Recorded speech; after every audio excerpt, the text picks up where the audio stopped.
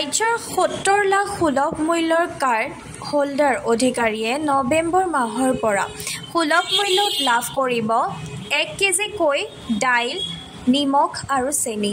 মুখ্যমন্ত্ৰীয়ে শুভাৰম্ভ কৰাৰ পিছতে চৰকাৰৰ শেহতীয়া অভিলাষী আঁচনিৰ অধীনত অসমৰ হিতাধিকাৰী ৰাইজ উপকৃত হ'ব। এই উদ্দেশ্যৰে বিভাগীয় মন্ত্ৰী কৌশিক ৰায়ৰ উপস্থিতিত তেজপুৰত অনুষ্ঠিত হয় এক সজাগতা সভা। ৰঙাপাৰা আৰু তেজপুৰৰ বিধায়কদ্বয় কৃষ্ণকমল তাঁতী আৰু পৃথ্বীৰাজ ৰাভাৰ উপস্থিতিত আয়োজিত সজাগতা সভাত শোণিতপুৰ জিলাৰ প্ৰায় সকলো সুলভ মূল্যৰ দোকানী উপস্থিত থাকে। জানে যে অসম চৰকাৰৰ ফালৰ পৰা যিমান যি ব্যৱস্থা কৰিব লাগে মাননীয় মুখ্যমন্ত্ৰী ডাঙৰীয়াই সেইটো কৰি আছে আৰু যিমান সোনকালে এইটো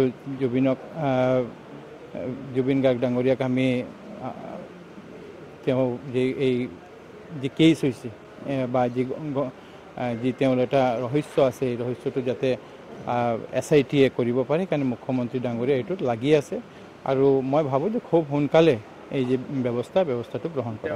মই ডিটেইলছকৈ ক'ব নোৱাৰোঁ যে দেৱালীটো লৈ মই ভালকৈ এইটো গম পোৱা নাই, কিন্তু চৰকাৰৰ পৰা প্ৰচেষ্টা আছে যাতে এইটো এটা নিষ্পত্তি কৰিব পৰা যায়।